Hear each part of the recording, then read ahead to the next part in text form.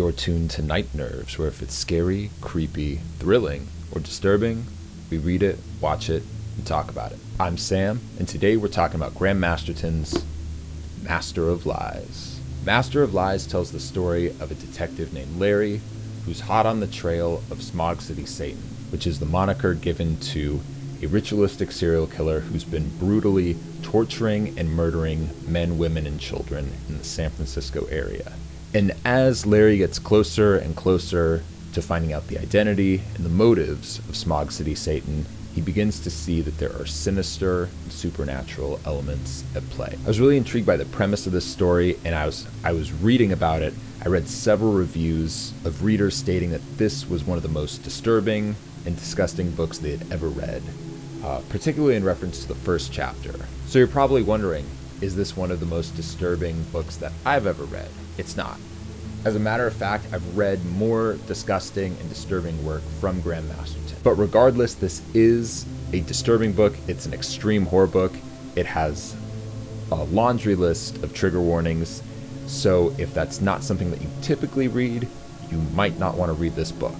Reader beware. One thing that struck me while I was reading this were the similarities that it has with books like Red Dragon and Silence of the Lambs, which came out only years prior to the release of Master of Lies. And shortly after Red Dragon and Silence of the Lambs were released, the landscape of horror novels really started to shift, and books that were previously written and marketed as horror novels were starting to switch to thrillers. So one thing that I think is interesting about Master of Lies, and this is just a theory, is it seems like it has the setup and the trappings of a book like Red Dragon or Silence of the Lambs, but it quickly makes several left turns and becomes something completely different. For instance, instead of going to see a serial killer to consult them about Smog City Satan, Larry instead, he visits a medium and speaks to them, and he attends a seance. It's like Graham Masterton's trying to subvert genre expectations and make a commentary on where horror was going at the time. Because despite this being a detective thriller, this is certainly a horror novel. No question about it. I really enjoyed reading this book.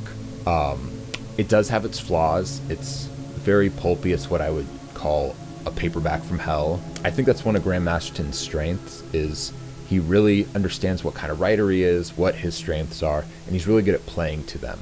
The dialogue has just the right amount of camp to it, as well as the story beats, and he really knows how to turn it on when there's a scene that needs violence, torture, or gore.